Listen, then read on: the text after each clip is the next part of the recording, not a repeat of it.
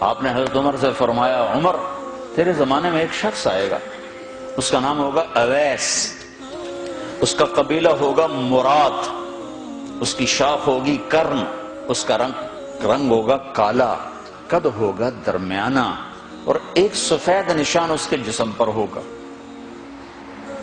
جب وہ آئے تو تم اس سے دعا کرانا، علی تو بھی کرانا، عمر تو بھی کرانا، اور میں قسم کھا کے کہتا ہوں کہ اویس جیسوں سے دنیا بھر جائے تو عمر و علی کے ایک بدن کے بال کے برابر نہیں، لیکن اس کے ذریعے سے ایک پیغام آگے پہنچانا تھا۔ تو حضرت عمر اور حضرت علی حیران ہو کر دیکھنے لگے کہ ہمیں کہا جا رہا ہے کہ اویس سے دعا کروائیں، وہ ہم صحابی وہ تابعی۔ تو آپ نے فرمایا اس نے ماں کی ایسی خدمت کی ہے، جب وہ ہاتھ اٹھاتا ہے تو اللہ ہاتھ واپس خالی موڑتا ہی نہیں۔ یہ پیغام پہنچانا تھا کہ ماں باپ کے آگے جھکو۔ جس دیش میں آپ رہتے ہیں یہاں کام کی رفتار بہت تیز ہے، ماں باپ اگر موجود ہیں تو کم ہی کچھ نصیبوں والے ہیں جن کو کچھ اولاد کی خدمت ملتی ہے، ورنہ دیواروں کے ساتھ ہی زندگی گزر رہی ہوتی ہے۔ تو عمر رضی اللہ عنہ جب خلیفہ بنے تو ہر سال حج کرتے تھے، ہر سال ان کو ڈھونڈواتے۔ اب مجھے یہ نہیں پتا درمیان کے کوئی سال ہوں گے کہ ایک سال آپ نے حج پر سارے حاجی اکٹھے کر لیے، ایسے اپنے سامنے کا کھڑے ہو جاؤ بھائی، سب کھڑے کر لیے، کہنے لگے بیٹھ جاؤ سارے یمن والے کھڑے رہو، تو سارے بیٹھ گئے، یمنی کھڑے رہے، کہ سارے یمن والے بیٹھ جاؤ، قبیلہ مراد والے کھڑے رہو، تو سارے یمنی بیٹھ گئے، مراد والے کھڑے رہے۔ اس سال میں یمن گیا جماعت میں تو اویس کرنی کے گاؤں گیا، ان کی جگہ پیدا ہوئے، جو ان کا قبیلے کے لوگوں سے ملا، اس علاقے سے گزرا، دیکھا کہ اچھا یہاں وہ ہستی پیدا ہوئی تھی۔ خشک پہاڑ ہیں، بالکل خشک پہاڑ۔ پھر آپ نے کہا مراد والے بیٹھ جاؤ، قرن والے کھڑے رہو، تو صرف ایک آدمی باقی بچا۔ تو آپ نے اس سے پوچھا تم قرنی ہو؟ کہ جی ہاں۔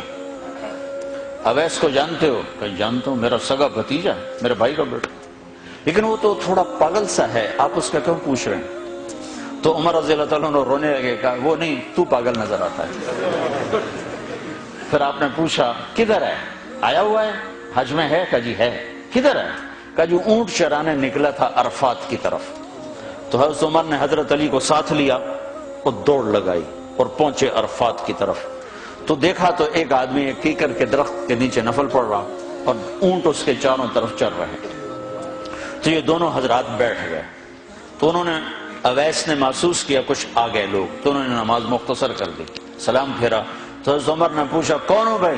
کہا جی مزدور ہوں۔ کہا تیرا نام کیا ہے؟ کہا جی اللہ کا بندہ۔ کہا بھائی ہم سب کے بندے ہیں، میں پوچھ رہا ہوں جو نام تیری ماں نے تیرا رکھا وہ کیا ہے؟ تو وہ تو پہچانتا نہیں تھا کہ عمر کون ہے، علی کون ہے، وہ تو پہلی دفعہ حج پہ تھا۔ وہ کہنے لگا تم کون ہو میرا انٹرویو کرنے والے؟ انٹرویو تو میں اپنی طرف سے کہہ رہا ہوں۔ میں کہا تم کون ہو میرا پوچھنے والے؟ تو حضرت علی بولے یہ امیر المومنین ہیں عمر بن خطاب، اور میں ہوں علی بن ابی طالب۔ پھر وہ ایسے ایک دم گھبرائے، دونوں کو سلام کیا، میں معذرت چاہتا ہوں میں نے پہچانا نہیں۔ تو عمر رضی اللہ عنہ نے فرمایا ہاتھ اٹھا، ہاتھ اٹھا۔ برمنگھم والوں کو پیغام پہنچے کہ ماں کی خدمت کیسے کی جاتی، کہ عمر جیسا ہاتھ اٹھوا رہا ہے، علی جیسا، علی جیسا۔ تو وہ کہنے لگے میں آپ کے لیے کیسے ہاتھ اٹھاؤں، میری اوقات ہے کہ میں آپ کے لیے دعا کروں؟ کہاں، ہمیں ہمارے نبی کا حکم تھا کہ اویس آئے تو اس سے دعا کروانی ہے، کہ جب وہ ہاتھ اٹھاتا ہے تو وہ ہاتھ خالی نہیں آتے۔ کس وجہ سے؟ تہجد، جہاد، تبلیغ، ذکر، تلاوت، تسبیح، حج، عمرے، نمازیں، روزے، ذکر، تلاوت۔ کس وجہ سے؟ نہیں، ان میں سے ایک وجہ بھی نہیں، ماں کی خدمت کی وجہ سے۔ پھر ایک اور جگہ آپ نے فرمایا کہ لوگ جب جنت میں چلیں گے تو اویس بھی چلے گا، جب جنت کے دروازے پر پہنچے گے تو اللہ تعالیٰ فرمائے گا اویس کو روک لو باقی کو جانے دو۔ تو اویس گھبرا جائیں گے، کہیں گے یا اللہ مجھے کیوں روک لیا ہے؟ تو اللہ تعالیٰ فرمائیں گے ٹھہر جاؤ، جانے دو ان کو۔ ہاں بھائی، اب یہ سامنے جہنم کے لوگ کھڑے ہوئے ہیں، تو شفاعت کر، تیری تو فعل لاکھوں انسانوں کو جنت میں ڈالو۔ تجھے اس لیے روکا ہے کہ تو شفاعت کر، جدھر تیری انگلی اٹھتی جائے گی ان کے لیے جنت لکھتی چلی جائے گی، ان کے لیے جنت لکھتا چلا جاؤں گا، جدھر جدھر تو انگلی اٹھائے گا۔ صرف پونڈ ہی سب کچھ نہیں، مائیں بھی بہت کچھ ہے۔ صرف پونڈ ہی سب کچھ نہیں ہے، باپ بہت کچھ ہے۔